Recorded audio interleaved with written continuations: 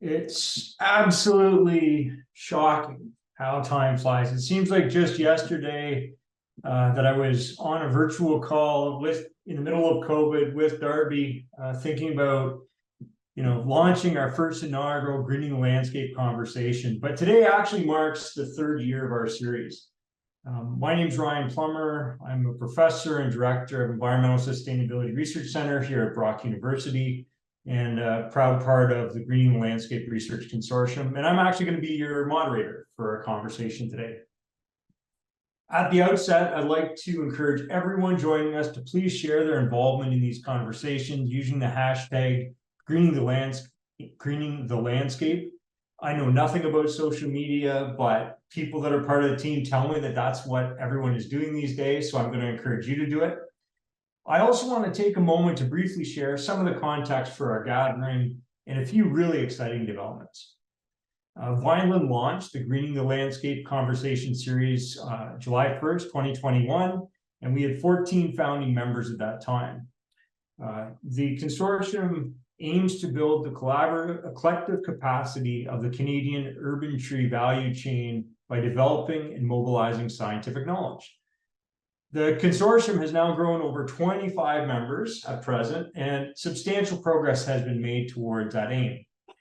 In fact, today, and this blows my mind, with the wonder of the interweb, we have over 700 registrants for our conversation series today. So given this positive momentum of the conversation series, as well as the consortium and the overwhelming response for our session, I thought it was only appropriate that we invite, the person that really is responsible for launching this consortium, Dr. Darby McGrath, who's now the Vice President of Research and Development at Vineland Research and Innovation Center, to say a few words on behalf of Vineland. Darby, I'm thrilled to have you back, and please, I'll turn it over to you to say a few words. Thank you, Ryan.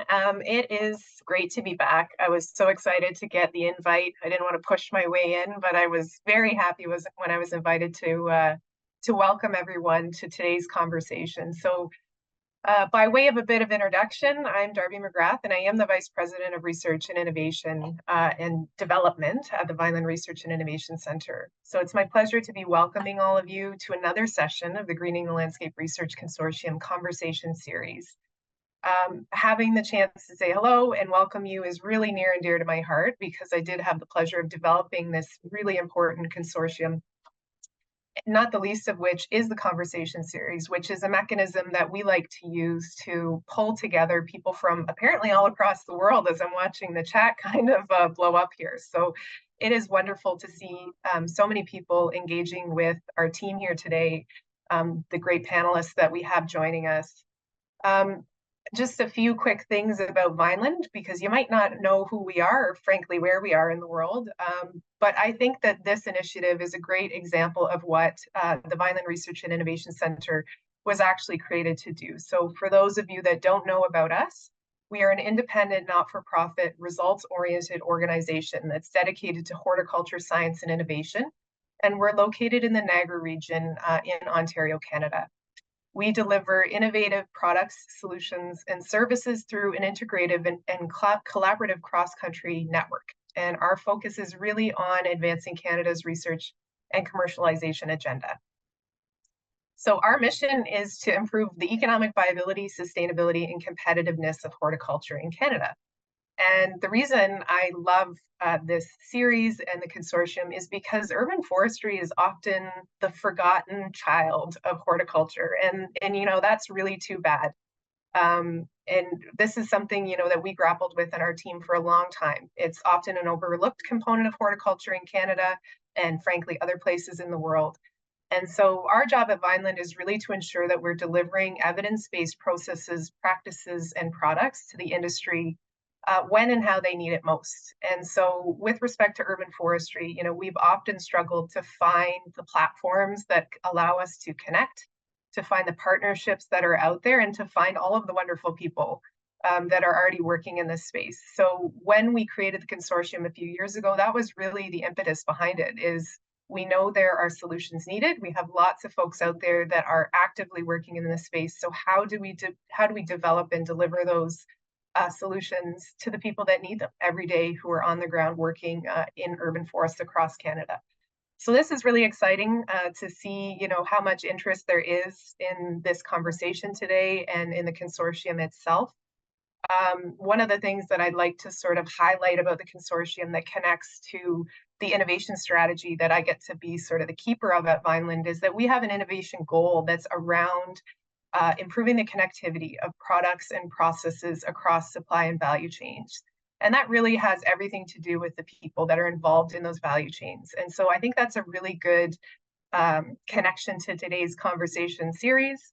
And it's frankly, one of the biggest things that holds us back from adopting technologies and innovations generally in Canada is the fact that if we don't have that network that's there to support everyone, we can often miss the mark. And, we have some great knowledge mobilization experts as part of the team, and they're often talking about that, about how important that knowledge mobilization is at the outset. So I think this conversation today is really important. And frankly, this initiative is really important in order to help to deliver those help to deliver the innovations and help us to adopt them. So I just want to say thank you. I think the interest in the webinar today tells us we're on the right track. And I want to welcome everyone to the conversation, and I hope that we see you all again soon. So thank you so much, Ryan, for making some time for me today. My pleasure, Darby. Can't thank you enough, and just a joy to have you back here. Friendly and familiar face to all of you. And Darby mentioned that the conversation series is one important part of what the consortium does. And so the conversation series was introduced as a platform to mobilize knowledge. As conveyed in the title, it's intended to foster dialogue among individuals from diverse perspectives about critical issues spanning science, policy, and practice. Today, we're very pleased to be collaborating with ISA Ontario. And if you're an ISA member, please, and if you're looking to collect your CEUs for this session, please remain in the webinar for the full duration of the event so that our event metrics show that you attended the entire session. After the session, it automatically ends and your window will close. And after that, you'll get a page in your browser as well as in your chat to share some thoughts, feedback, and perspectives on the conversation with a post-attendee survey. And I'll give you a friendly reminder of that at the end. So, climate change. It's one of the most vexing issues of deep concern to our members and society at large. It is and will impact several factors of paramount concern to our forests, including tree species selection. And so today we are joined by three distinguished scientists coming to you from across Canada who constitute our panel to discuss this important issue. So let's get started. First, we have from the East Coast of Canada, Peter Duinker. He's a professor emeritus in the School for Resource and Environmental Studies at Dalhousie University. He taught and researched a wide range of themes, most of which deal with forests and environmental assessment. Peter got involved in urban forest issues when, following Hurricane Juan, Halifax put together its Point Pleasant Park Restoration Task Force in 2003. He then joined the team in preparing the Point Pleasant Park Comprehensive Plan to help with forest sections. With his students and research assistants, Peter and city staff prepared Halifax's first urban forest master plan in 2012. He continued his collaboration with the city until 2022 by providing ongoing monitoring and research in support of plan implementation. At his home in downtown Halifax, Peter is slowly removing the Norway maple canopy and replacing it with native species associated with Acadian old-growth forest. Peter shares his home with his wife, Maggie, and when not chasing academic and consulting pursuits, enjoys home brewing, chorale singing, cycle touring, home renovating, high-scored golfing, and tree hugging. Perhaps you have a chance to meet Peter in my realm. He's somewhat of a legend, and he told me when preparing for today that retirement means no teaching, no service, but continuing the joy and privilege to work with the brightest minds of the future, although it doesn't come with any pay. So I'm looking forward to that, Peter. That sounds like a good path forward to me. Welcome from the East Coast.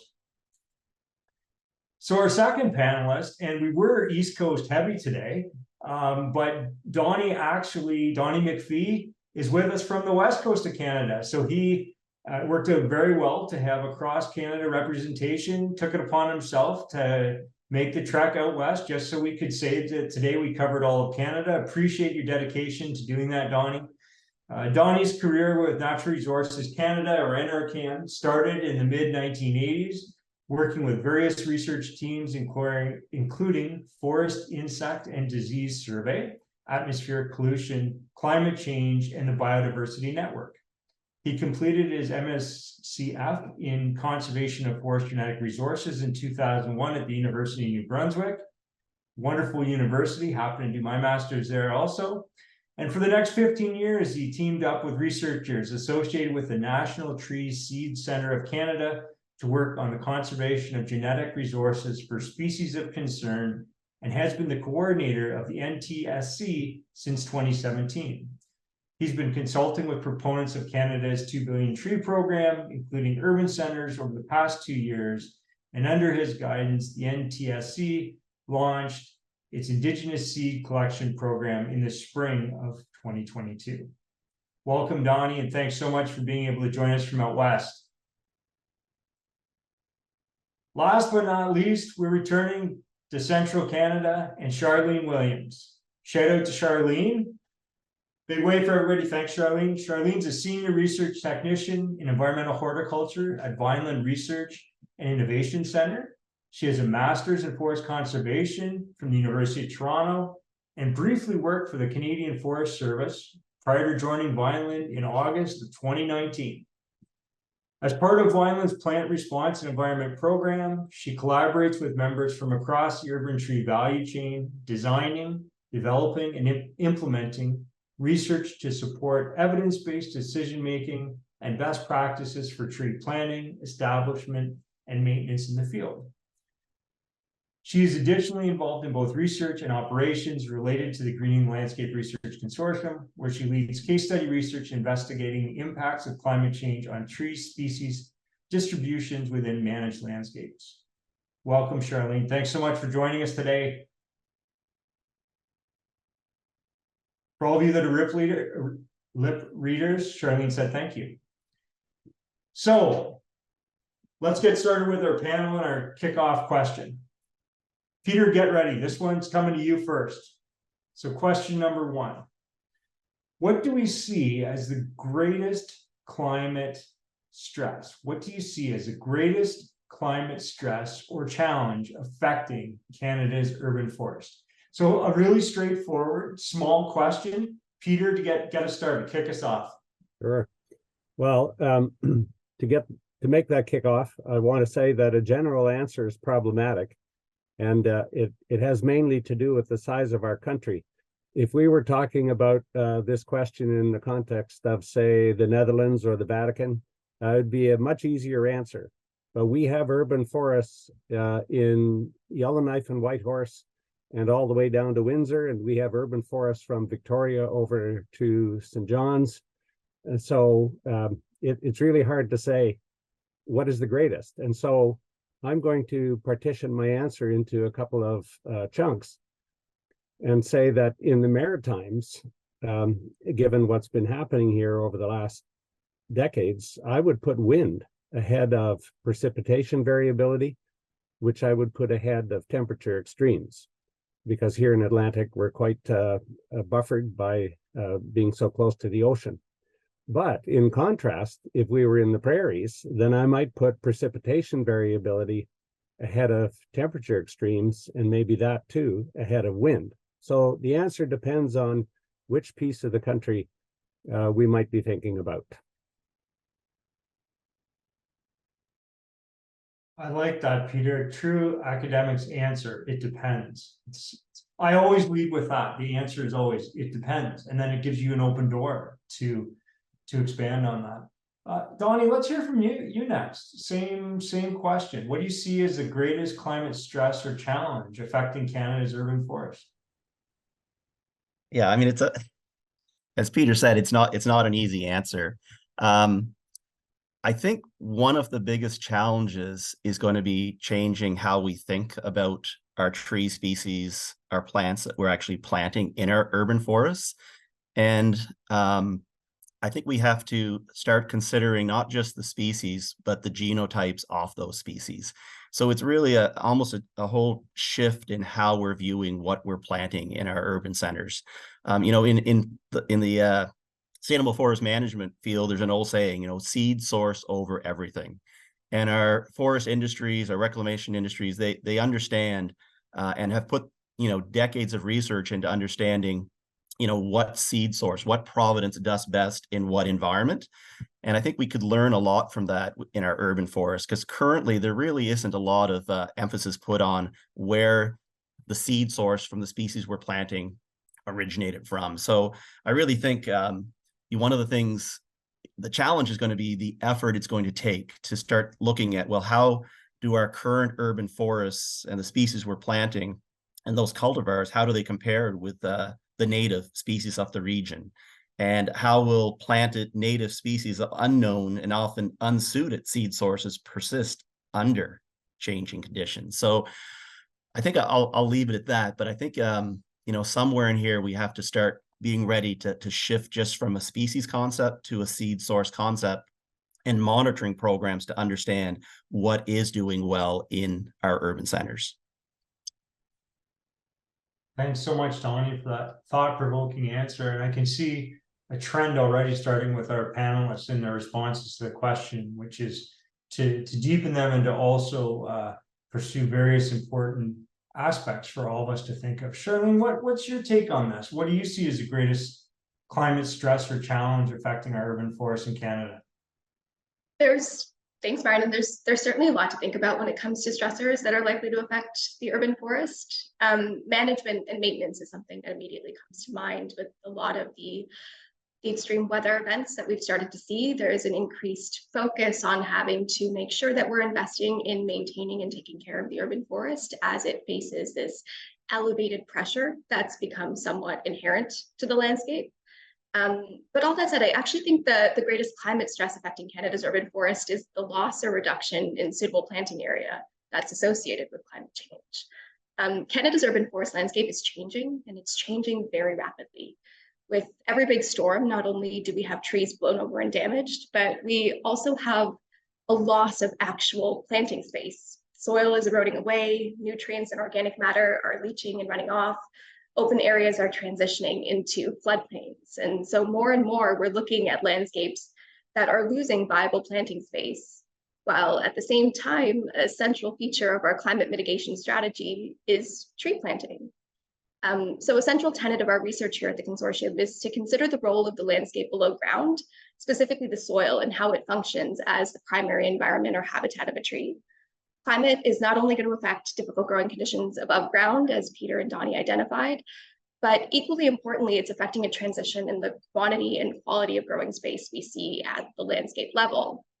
So functional soil is vital to the successful establishment and growth of the urban forest, and climate change can have profound consequences for things like nutrient cycling, soil water availability, and the diversity and stability of macro and microorganism communities in soil, such that the core physical, biological, chemical, and hydrological properties that are required for tree establishment are becoming somewhat scarce at a landscape level.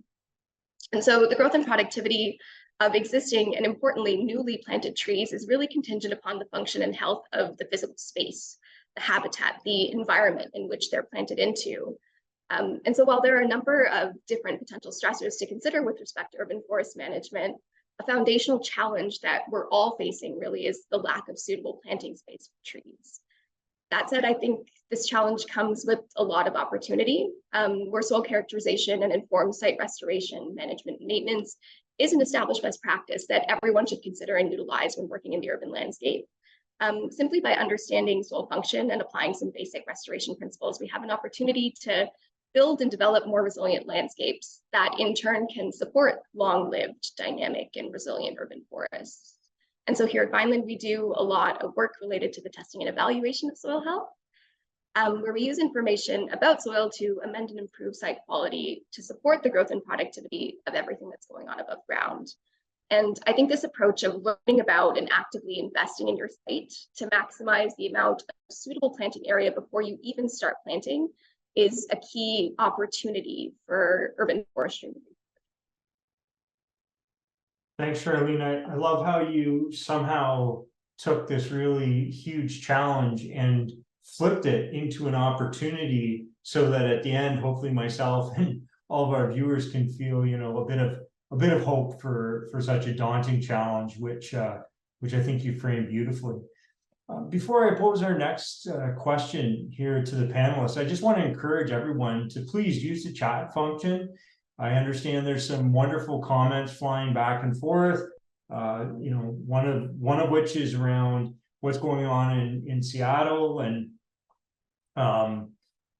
potentially looking at different sourcing for different species to follow up on Donnie's comment.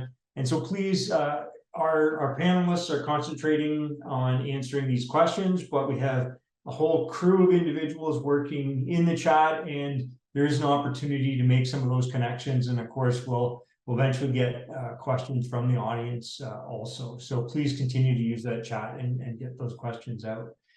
I'm going to pick up a little bit on Charlene's answer, and I think, Charlene, where you were optimistic, let's say, or positively framing it about an opportunity, and I also want to be a bit thought-provoking. So, Donnie, this one's going out to you. Hope you're ready for it. What tree species or species typology tend to be the most resilient, and why? This is like one of those questions, right? That you're all going to have totally different answers to it. But I thought, you know, what a good chance to put Donnie on the hot seat first. So again, Donnie, what tree species or species typology tend to be the most resilient, and why? Yeah. So I might end up deferring some of the suggestions of the actual species to Charlene and Peter, and go back to sort of my theme, you know, coming from where I come with the National Tree Seed Center, it's always going to come back to genotypes. So I think one of the things, and what I encourage, you know, some of the urban foresters that we're working with, is to look and see what's already doing well in your city. You know, if you have, because that's a starting point. Understanding that most of our urban forests are, and I'm talking about our planted urban forests, our city streets, our downtown cores, the fringe areas, not necessarily our park areas.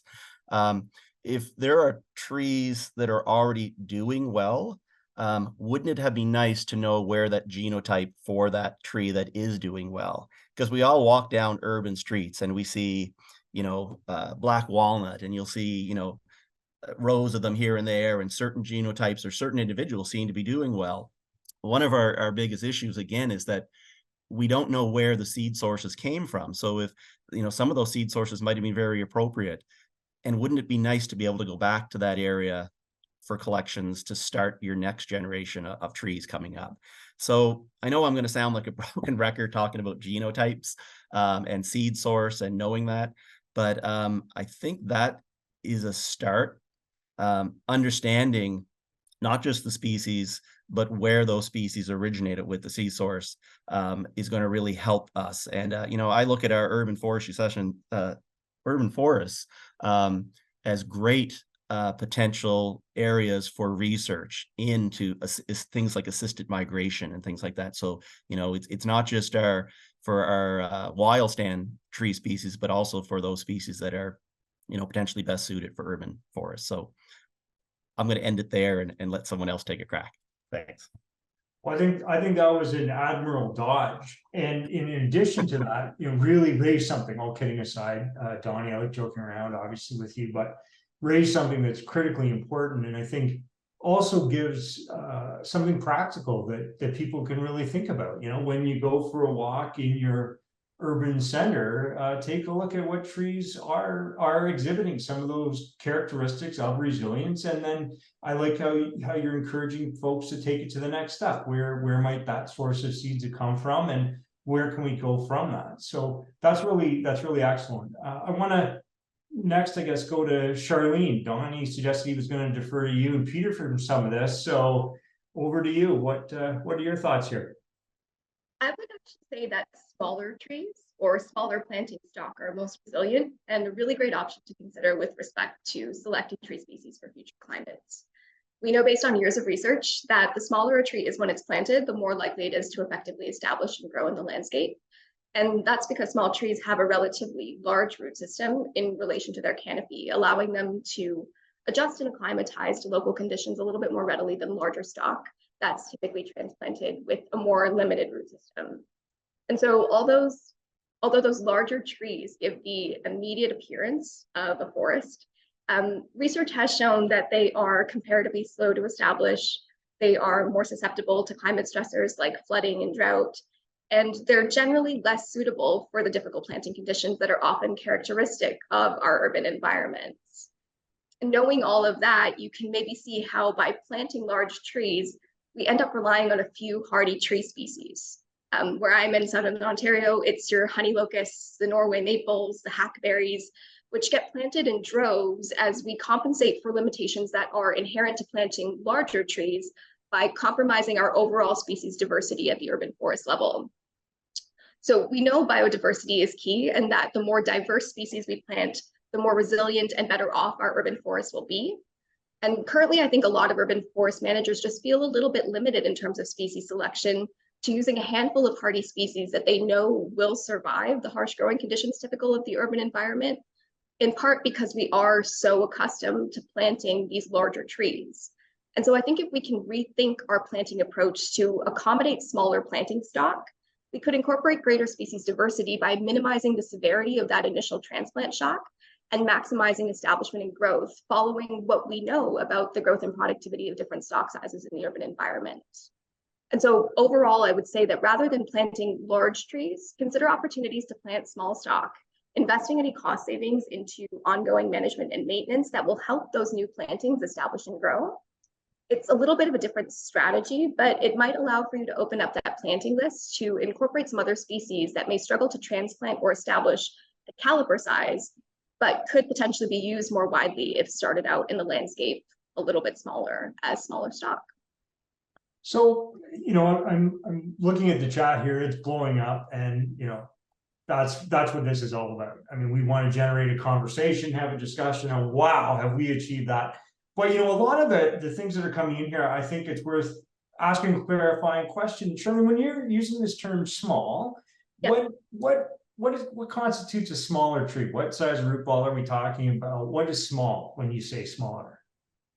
So I would say smaller is anything that's smaller than your standard ball and burlap tree. I think containerized trees, even large containers, are a really good option for urban planting, not just from that size perspective, but also just from a value chain perspective, where smaller stock is going to be quicker to produce. It'll require less space for the nurseries to produce. It's going to be more cost effective to purchase. You can plant more of them.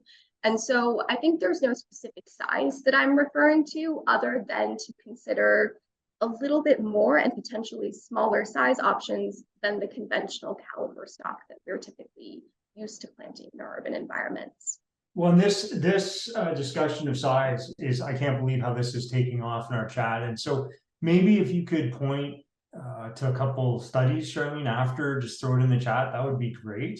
Absolutely. We've got a number of folks here, for example, writing about the challenge in BC recently and finding species that can live in tough environments through 6 months of drought and heavy rains. We have other comments about, the resilience of trees that would be native species to the area, for example, something that Donnie was touching on. But I want to now shift over to Peter, and I'm going to pick on Charlene for a second. And I mean, she brought the dreaded Norway maple into this conversation, and I know Peter has very strong feelings about it. So let's go over to Peter now and ask him the same question about what tree species or species typologies tend to be the most resilient and why. Peter, over to you. So Ryan, just for you, I have to start by saying it depends.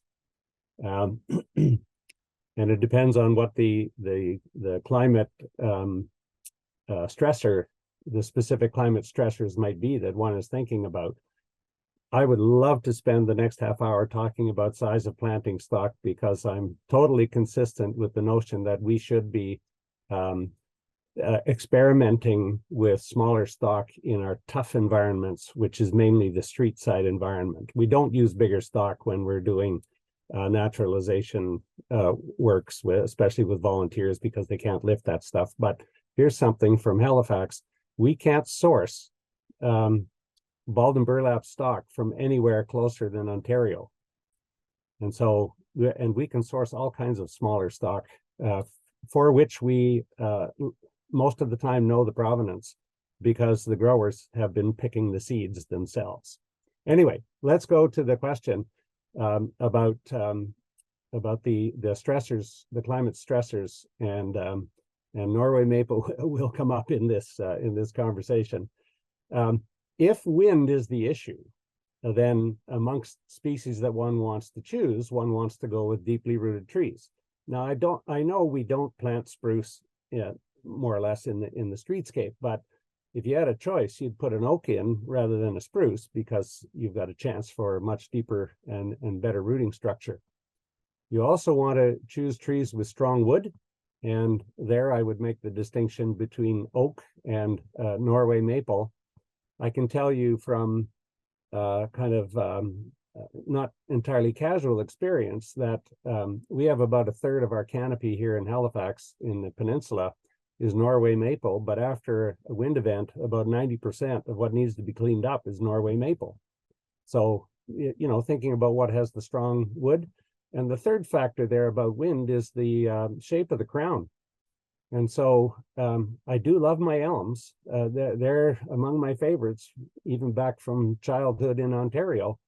But they do carry a lot of weight high up in the sky, and their turning moment is not particularly favorable. Thankfully, their rooting is not too bad, but we might want to choose crowns that have a better vertical distribution of the canopy weight.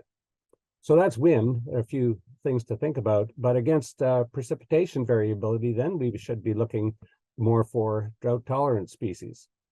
And so I've got a couple of examples. One in the conifer domain, we might want to choose jack pine instead of black spruce if we were in a situation where those conifer species are helpful. But on the other hand, too, horse chestnut versus black ash, quite a different. So the drought tolerance of species is quite a wide range. And then against temperature, I don't have any examples to put forward, but species that are adapted to prolonged exposure to heat, because the heat is bringing a lot of water stress. And then maybe we need to use the hardiness zones for this, I'm not sure. But whatever it is we think is our toughest climate stressor, we need to let that lead us to the conversation about which species might do better under those stresses. Thanks, Peter, for those words of wisdom. And I just want to echo that, because I think, it's worth repeating and really one of the big takeaways so far, and, really understanding what are those climate stressors and allowing those to really lead us to start that analytical process of what, species or species typologies are going to be most resilient. So thank you all for your thoughtful answers so far. I have one more question before we open it up to the audience. And so while our panelists are responding to this, the chat's been wonderful so far. I'm keeping an eye on it with the team here. I would encourage you to please put your name down, where you're tuning in from, and question if it's for someone specific or for all of our panelists. We won't obviously have time to get to all of those, but please start sending them through. And after I ask this next question, we'll open up to the audience. So my last question, and Charlene, this one is definitely going to you first. You ready? Yeah. Ready as I'll ever be, Ryan. Perfect. Great. I'm curious, so given your position, and for all of you, what do you see as the greatest research gap regarding climate resilient tree plantings in the urban environment? And how do you think we can address it? Okay, it's a big question. That's why I thought, this is an appropriate question to ask three brilliant panelists. Absolutely. Well, I guess I'll get started and say that I think our approach to climate resilient tree plantings is currently limited by our not really knowing what's possible.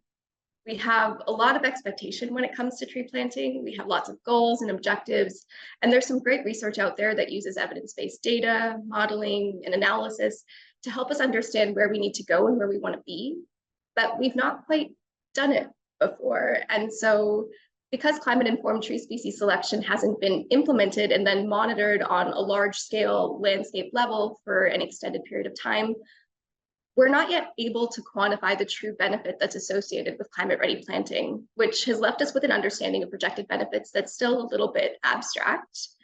And so I think research focusing on understanding the individual and landscape level impacts associated with climate-informed species selections from a value chain perspective that accounts for production, planting, and post-planting maintenance is required in order to build a value proposition for urban tree planting that can really support and incentivize new and innovative approaches that seek to build climate-ready, greener landscapes. In terms of how we can start to address these gaps, unsurprisingly, I think the Consortium has been a really effective mechanism for starting to understand and characterize the value of trees at a landscape level. In the past, we've been able to build value propositions from somewhat individualized perspectives. We can consider the value of planting a tree in a new municipal park or planting and maintaining a tree along a heritage trail. We've also looked at the economic, social, and economic value associated with growing a tree in a nursery. But what the Consortium approach has really allowed for us to do is bring all those perspectives together and align them from start to finish, from seedling to canopy, from nursery to the landscape. With our members, which are from across the urban tree value chain, we have had an outpouring of support for the Consortium, and we've had people join the Consortium and commit to this idea of greening the landscape through evidence-based research and development. And through that, we're starting to pull together these insights and perspectives and data that we really need to support a strong and slightly more comprehensive value proposition for trees and the urban forest, at least here at a regional level. And so understanding that not everyone has or is part of a consortium, I would say that multidisciplinary collaborative research that extends across the value chain is key to addressing gaps regarding climate resilient tree plantings in urban environments. I think intuitively, we know that trees in the urban forest are incredibly valuable and important, and we know that there is huge potential for carbon sequestration, urban cooling, improving air quality, and expanding habitat through tree planting.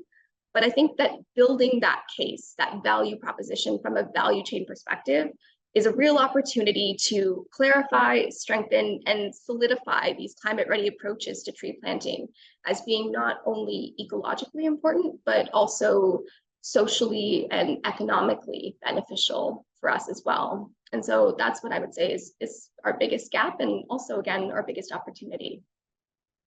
And it sounds like you've charted a life's worth of work, Charlene. I'm ready to get started. If there ever was someone, it would be you. That's fantastic. Peter, I want to ask you the same question. What do you see as the greatest research gaps regarding climate resilient tree planting in urban environment, and how can they be addressed in your wealth of experience and knowledge? Well, of course, it depends. I love the consistency of your answers. Just trying to be consistent. But as a career researcher for something coming on to half a century, I find one of the most delightful things about being a researcher is to dream up the questions that will drive the studies. And so in response to this, I've got 5 items on my list, and I'm going to take the time, if you'll let me, to just relate each one of them. I'm going to start with the question of if you put aside human transported insects and disease organisms, and we have lots of that, what are the climate-mediated risks of elevated tree health problems from other organisms? So many of us remember that there was kind of a climate trigger in the mountain pine beetle thing that was happening in the West some years ago. Well, we've done a little study on the potential for the spread of hemlock woolly adelgid in Nova Scotia. And we found that moving across this province from the southwest to the northeast for hemlock woolly adelgid may be difficult if it were a stable climate, but it'll be much easier with a warming climate, so where we have less cold spells in the wintertime. So maybe what we need to do is to start examining the pest populations at least for us, in the Northeast US on tree species we have lots of in Canada, and consider how those pest populations may become difficult for us to manage with a changing climate. Second one has to do with soil, and my question there is, how far will favorable soil conditions take us in fostering tree resilience to a changing climate? And so I think, climate change will have stronger effects when soil conditions are already a stressor, which they mostly are in city environments. So perhaps we need to address this by doing experiments using the same cultivars of trees with vastly different soils, and measure the tree responses to a range of weather stresses. I don't think we do enough actual experimentation work in the urban environment. It'd be so easy to set it up, our management, to do that. Then I'm wondering about biodiversity beyond the stratum of trees, and I'm asking, what trade-offs are there, especially in terms of biodiversity, as we consider alien tree species as opposed to native tree species, if we think that they'll do better in a changing climate in Canada. So here's just an example I picked out of the air. It's probably not meaningful, but if little leaf linden was demonstrably better than American basswood in the face of climate change, do we lose much in terms of hosting native biodiversity? And then we have the question too about, what about European beech versus American beech? We have a dickens of a time growing American beech in Eastern North America because of the beech bark disease, which you can thank us for in Halifax, because that's how it got into Canada a century ago. But maybe European beech might be able to handle climate stresses better, and it's resistant to that beech bark disease. So, what does that mean for insect populations? And then what does that mean for the bird populations that follow the insects into the trees? My second to last question is, how far should we or can we take the concept of assisted migration in trying to accommodate climate change? And we've got all kinds of opinions about that. And it seemed to boil over 10 or 15 years ago in Canada, mostly for natural and semi-natural forests. But I think we ought to do some attitude surveys of lay and professional people about the risks and benefits of assisted migration, particularly now in the context of urban forests. So I thought I should throw in a little bit of social science into this agenda, not only biophysical science. And then finally, how important is climate change resilience in the context of all the other factors that an urban forester is thinking about when thinking about what species to order up from the nurseries and put in the streetscape or the cityscape? And so I think we could well use a study of the attitudes and thoughts of urban forest managers on this. Is climate change going to climb to the top of their agenda? Or how do they see the fit of climate change with the dozen other things they might be thinking about, including what's the nursery got for me this year when making those decisions? There's my agenda. A future agenda from Peter to all of you in the audience. Appreciate it very much for that thoughtful agenda, Peter. Donnie, round us out on this question before we open it up to the audience for several more. What do you see as our greatest research regarding climate resilient tree plantings, and how can we address them? Well, you probably know where I'm heading.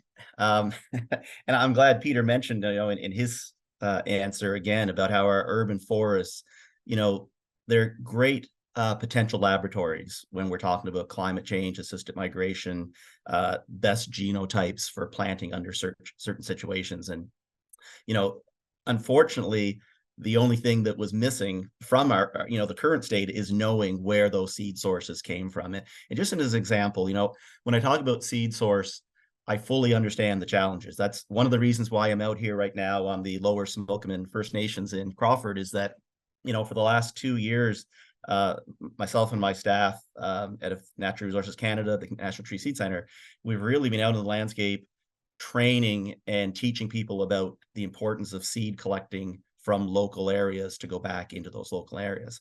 So, one of the examples I like to use is, as I travel across, many urban centers, we see bur oak being planted. Now, bur oak, and again, our nursery and landscape people, they do a fantastic job. And like Peter said, in Nova Scotia, if there's local seed to be collected, they normally collect locally and use it. But an example for bur oak, which only produces good bumper crop years every 3 to 5 years. So if I'm in the city of Fredericton and I want to grow bur oak in my city, and it was a good seed year for bur oak from the native bur oak populations, then my local nurseries are probably carrying local bur oak stock.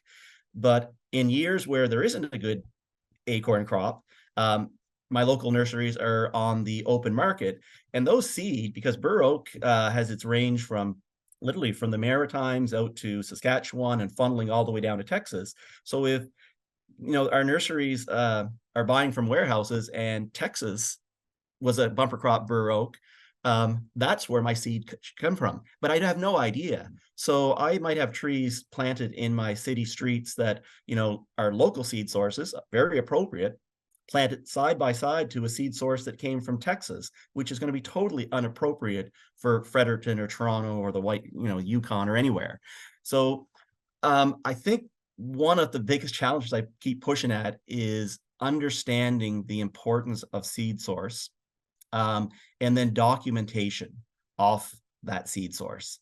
And it's a huge issue. Like, again, our nurseries and landscape organizations that are providing, our seed and our stock for urban centers, most times they know where that stock came from.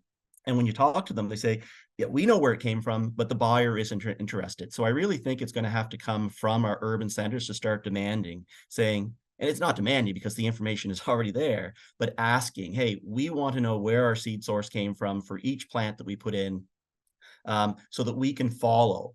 And maybe we're not just blaming it to poor planting or, the root plug was too big or other issues, because I really do think that the first thing we should be asking was that tree genetically appropriate? And just to wrap up, this is not just for urban forestry. This is like for our whole planting, horticultural segment. And ECCC currently has launched a seed supply chain survey and group, because I can say we should be using appropriate seed source, but if it's not available, what do you do? And that's something I think that we really need to start building back up in this country and across the globe, is our ability to provide the appropriate seed sources for those who need it. So I'll wrap up there. Thanks. Well, don't go anywhere at all. Donnie and Peter and Charlene, those were wonderful, thoughtful responses. And we're going to now try to get to some of the 1,000, it looks like. My little indicator here, notification indicator, is just pinging every 10 seconds with another question coming in. So let's get to some of them that we can. Lauren Degrazi starts us off by asking, how would smaller plant stock be protected from being pulled out or snapped off by people, equipment, and snow? And have protective measures been used by others? And so with these questions, I think, this one, let's start off with you, Charlene. You were talking about smaller stock. Why don't you take a shot at Lauren's question? Absolutely. Thanks, Ryan. I think selecting your site with respect to planting smaller stock is going to be really important in terms of ensuring its success. Planting smaller trees in certain high throughput areas where you are going to run the risk of snow clearance and that type of damage, or even just vandalism and people pulling at trees and pulling trees out as they're walking by, is something to consider in terms of where you're planting. I think parks are a really great opportunity to consider some smaller planting stock where you might be able to introduce protective mechanisms and have those in place to ensure that what you're planting is actually staying in the ground and has the time and space it needs to grow. I'd be really interested, actually, Ryan, sorry to step in, but to see what Peter has to say, where he did mention that a lot of the stock that is planted out east tends to be smaller, locally grown stock, as to what strategies they're employing out there to make sure that the trees that are planted are actually staying in the ground and are protected so that they can grow to establish and get up to the canopy. Well, if I can step in, maybe I didn't, I wasn't clear enough. We can't get balled and burlap stock except by importing it from Ontario. So that's where it all comes from. We do not plant small stock in the street. Okay. We plant balled and burlap stock.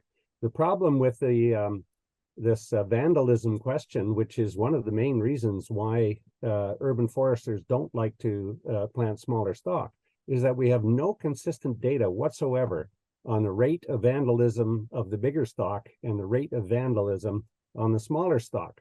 But I can tell you, in an experiment I've done on my own street, where we planted potted stock and as well as some balled and burlap stock last year, that the 6 trees that are balled and burlapped have not been tampered with, but I lost 2 of my 16 smaller ones. And it's not because I didn't protect them. I did protect them. I used 3 stakes instead of the 2 that are usually used for tethering the bigger trees, but the smaller material is simply easier to damage. But still, any understanding we have about that, from what I know, is more or less anecdotal and professional experience. We don't have good data on that. The big trees can be vandalized too. Thanks so much, Peter. And I hope we have lots of researchers, budding researchers in our audience today, because if you have, you're going to have a long list of research ideas probably for the rest of your careers. I want to next go to a question from Richard Archibald, who asks, what about the actual physical distribution of tree plantings, their spacing and groupings in the urban context? I'm thinking either Donnie or Peter might have some insights into this one.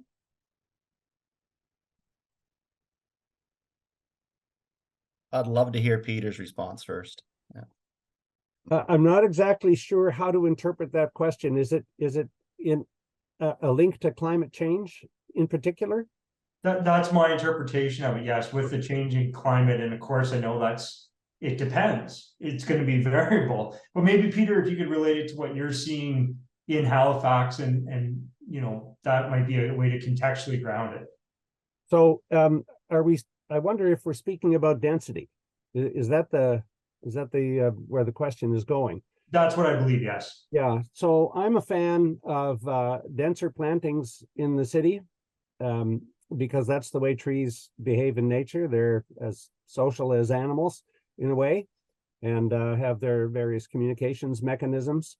Of course, the problem is we have so much territory to get planted in most of our cities. We've got oodles and oodles of plantable spots, and the budget, if we're planting the bigger trees, the balled and burlap stock, which is anywhere in the neighborhood of many hundreds to $1,000 or maybe even more per tree. The way politics work in the cities, you want to spread the love and get the trees distributed around in all the councillors' districts. So we don't have an opportunity to kind of load the streetscapes. If we go with smaller stock with considerably lower cost, then I think we can get them planted tighter. But what I'd really like to argue for in doing this is to diversify the species and cultivars that we stick in the ground. And the last thing we need is streets loaded with, first of all, we did elms way back and that didn't work, as we know. Then we did it with ash and that didn't work. So let's not do that anymore. And, we've made a lot of progress in that regard with respect to straightforward plantings that are done under the watchful eye of the urban foresters.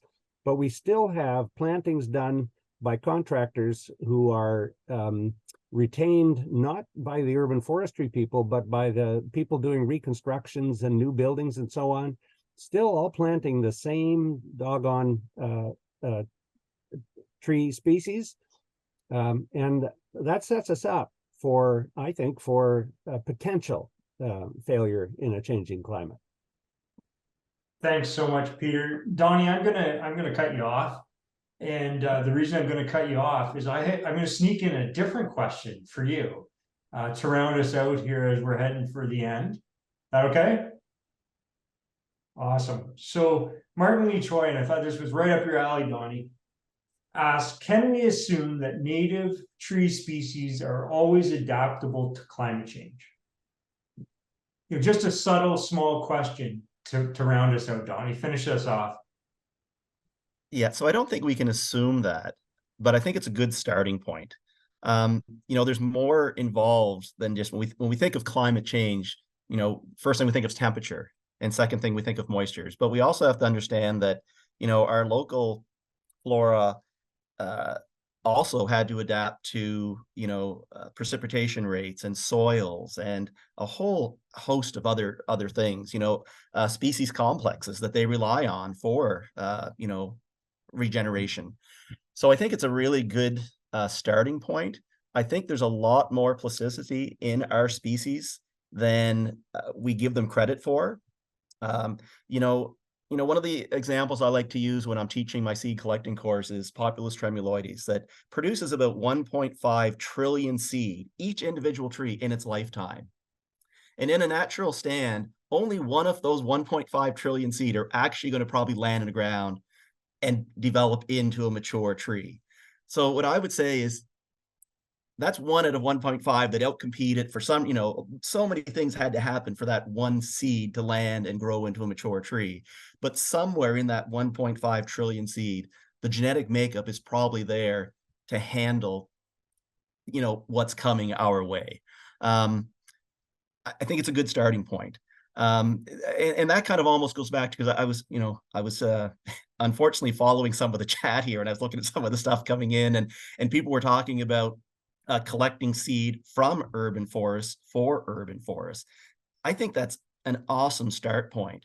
So again, go back to black walnut.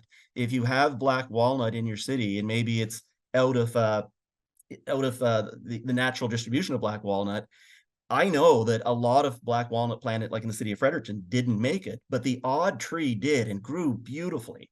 Well, if I'm looking for a starting point, I want to collect seed from those black walnut that are already doing well in that environment and use that as my seed source for the next generation of black walnut that I'm planting in that particular urban environment. So. Donnie, thank you. I mean, that's just a wonderful point to kind of start the wrap up of our panel discussion today. And again, a very optimistic, positive first step that our audience and members can take. And so to close our conversation today, I'd like to really express our collective appreciation to our great guest panelists who joined us today and just so generously shared their expertise and time. Peter, Donnie, Charlene, thank you each so very much.